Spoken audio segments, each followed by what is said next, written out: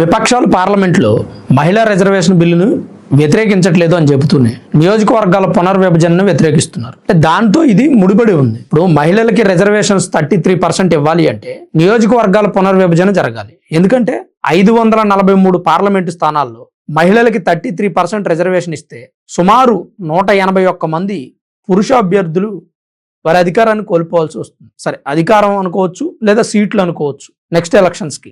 అలా జరగడం ఎంతవరకు సమంజసం అంటారు? అదొక పాయింట్. అలానే ప్రస్తుతం 543గా ఉన్నటువంటి పార్లమెంటు స్థానాలని 850కి పెంచితే అందులో 33% రిజర్వేషన్ ఇస్తే సుమారు 280 స్థానాలు మహిళలకు వెళ్తాయి. మహిళల్లో బీసీలు ఉంటారు, ఓసీలు ఉంటారు, ఓబీసీలు ఉంటారు, ఎస్సీలు ఉంటారు, ఎస్టీలు ఉంటారు. అంటే ఓవరాల్గా మహిళలందరికీ కూడా న్యాయం జరుగుతుంది. ఈ విషయం మీద విపక్షాలు గట్టిగా ప్రశ్నిస్తున్నాయి. వద్దు, అసలు నియోజకవర్గాల పునర్విభజన జరగకూడదు అని. నియోజకవర్గాల పునర్విభజనను అడ్డుకుంటే మహిళలకి 33% రిజర్వేషన్ ఇచ్చేటువంటి అంశం కూడా ఆగిపోతుంది. ఇది విపక్షాల ప్లాన్. ఇప్పటి వరకు కూడా నియోజకవర్గాల పునర్విభజన ఎందుకు జరగలేదు అని ప్రశ్నిస్తూనే మహిళలకి బీజేపీ పార్టీ ఎక్కడ అధికారం ఇచ్చింది అని చెప్పి ప్రశ్నిస్తూ ఉన్నారు. సుష్మా స్వరాజ్ గారిని ముఖ్యమంత్రిని చేసింది బీజేపీ పార్టీ, ఉమాభారతి గారిని ముఖ్యమంత్రిని చేసింది బీజేపీ పార్టీ. ఈ విషయం విపక్షాల్లో కొంతమందికి తెలిసి కూడా ప్రశ్నించి మళ్ళీ వెనక్కి దగ్గుతారు, గుర్తు చేసుకొని. ఇది పార్లమెంట్లో జరుగుతున్నటువంటి చోద్యం. తేజస్వి సూర్య బీజేపీ ఎంపీ, ఆయన రేవంత్ రెడ్డి గారు మాట్లాడినటువంటి జిఎస్డిపి అంశం మీద గట్టిగా నిలదీశారు. జిఎస్డిపి ప్రాతిపదికన రాష్ట్రాల్లో పునర్విభజన ఎలా చేస్తారండి? ఇప్పుడు స్టేట్లో ఉన్నటువంటి స్థూల ఆర్థిక ఆదాయం అవ్వచ్చు, ఆ ఆదాయాన్ని బేస్ చేసుకుని పునర్విభజన చేయటం అంటే సాధ్యమయ్యే విషయమేనా? నియోజకవర్గాల్లో కానీ స్టేట్లో కానీ. స్టేట్ వైడ్గా చూసుకుంటే తెలంగాణ 17 లక్షల కోట్ల రూపాయలు జిఎస్డిపి, ఆంధ్ర కూడా ఇంచుమించు 17.62 సమ్మెంతో ఉంది. మరి అలా ఆ ప్రాతిపదికన మనం నియోజకవర్గాల పునర్విభజన చేస్తే ఎక్కువ జిఎస్డిపి ఉన్న రాష్ట్రాల్లో ఎక్కువ మంది ఎంపీలని ఎమ్మెల్యేలని పెట్టమనే మీ ఉద్దేశం? ఇప్పుడు మహారాష్ట్ర 35 లక్షల కోట్ల జిఎస్డిపి, తమిళనాడు 27 లక్షల కోట్ల జిఎస్డిపి, కర్ణాటక 26 లక్షల కోట్ల జిఎస్డిపి. అంటే ఈ రాష్ట్రాల్లో ఇవి కూడా సౌత్ ఇండియాకి సంబంధించినటువంటి స్టేట్సే కదా. మరి వీటిలో జిఎస్డిపి ప్రాతిపదికన కనుక నియోజకవర్గాల పునర్విభజన చేస్తే ఎంతమంది ఎమ్మెల్యేలను పెట్టాలండి? ఎంతమంది ఎంపీలను పెట్టాలండి? వీళ్ళన్న 843 ఎంపీలు 3 స్టేట్స్లోనే అయిపోతారు. అసలు ఇది ఆ మాట మాట్లాడడం ఎలా మాట్లాడారు? అలానే రిచ్ స్టేట్స్ ఏవైతే ఉన్నాయో అక్కడ ఎంపీల సంఖ్య పెరుగుతుంది, ఓట్ల సంఖ్య కూడా పెంచుకుందాం అన్నట్టుగా మాట్లాడుతుంది. అంబానీ ఓటుకి సామాన్యుడి ఓటుకి పెద్ద తేడా ఏముంది? అంబానీ ఉన్న రాష్ట్రంలో ఎక్కువ నియోజకవర్గాలు పెంచాలా? అంబానీ ఓటు ఏమి ప్రత్యేకం కాదు కదా. ఇది తేజస్వి సూర్య మాట్లాడినటువంటి మాటలు. అలానే అమిత్ షా, కేసీ వేణుగోపాల్ మధ్య చాలా పెద్ద రభసే జరిగింది.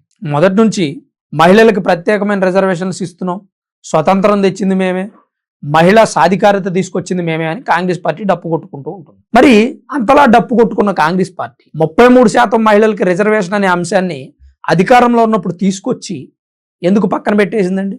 ఎందుకు ఆ విషయం మీద పట్టు సాధించలేకపోయింది? పార్లమెంట్లో బిల్లు పాస్ చేయలేకపోయింది?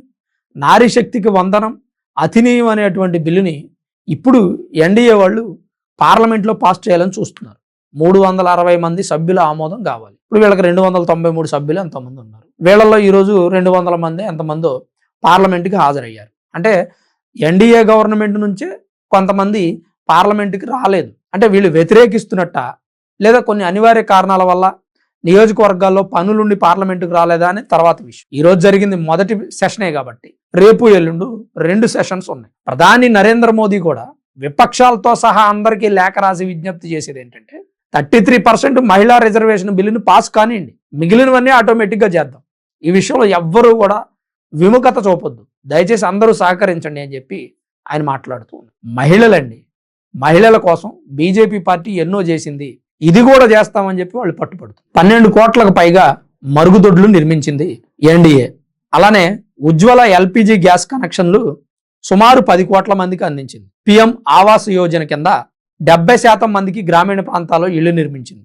జన్ధన్ బ్యాంక్ ఖాతాలు ఓపెన్ చేసి 57 కోట్ల మందికి ఓపెన్ చేసి అందులో సుమారు 32 కోట్ల రూపాయలు దేశవ్యాప్తంగా ఉన్నటువంటి జన్ధన్ ఖాతాల్లో జమ చేసింది. అంటే మొత్తం దేశంలో ఉన్నటువంటి మహిళల సాధికారత కోసం ఎన్డీఏ అలియన్స్ ప్రయత్నం చేస్తుంటే ఇండియా అలయన్స్ అడ్డుకుంటుంది అని బీజేపీ పార్టీ నేతలంతా ఆరోపిస్తారు. ఒక రకంగా మనకి పార్లమెంట్లో జరుగుతున్నటువంటి తంతు చూస్తుంటే అనిపిస్తుంది మేబీ నిజంగానే అదే జరుగుతుందా ఏంటని.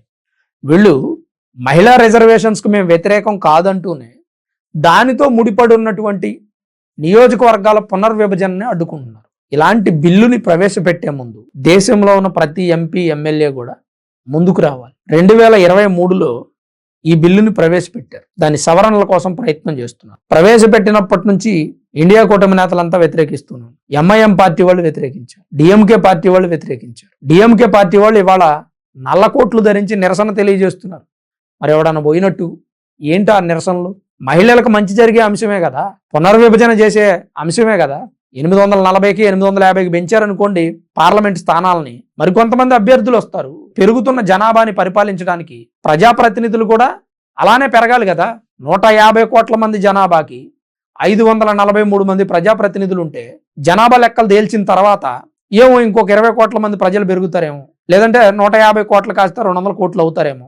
మరి 200 కోట్ల మంది ప్రజలు అయినప్పుడు ప్రజాప్రతినిధులు కూడా 850 అవ్వాలి కదా. ఈ విషయాన్ని విపక్షాల వాళ్ళు వ్యతిరేకిస్తున్నారు. ప్రధాని నరేంద్ర మోదీ కానీ, హోంశాఖ మంత్రి అమిత్ షా కానీ, ఎంపీ తేజస్వి సూర్య కానీ, మరికొంతమంది బీజేపీ ప్రతినిధులు, ఎన్డీఏ అలయన్స్లో భాగమైనటువంటి ప్రతినిధులు తీవ్రంగా వాదించే ప్రయత్నం చేశారు. మరి ఈ 2 రోజుల్లో ఈ బిల్లు పాస్ అవుతుందా లేదా అనేది ప్రస్తుతం చర్చనీయాంశంగా మారింది కేంద్ర రాజకీయాలు. మరి 33% మహిళలకు రిజర్వేషన్ కల్పించే అంశం మీద, నియోజకవర్గాల పునర్విభజన మీద మీ అభిప్రాయం ఏంటి, మీరేమనుకుంటున్నారనేది తప్పకుండా కామెంట్ రూపంలో రాయండి. అలానే వీడియో చూస్తున్న ప్రతి ఒక్కరూ దయచేసి లైక్ చేయండి. ఇప్పటి వరకు ఈ వీడియోని చివరి వరకు ఓపికగా చూసిన మీ అందరికీ పేరు పేరున ప్రత్యేకించి ధన్యవాదాలు.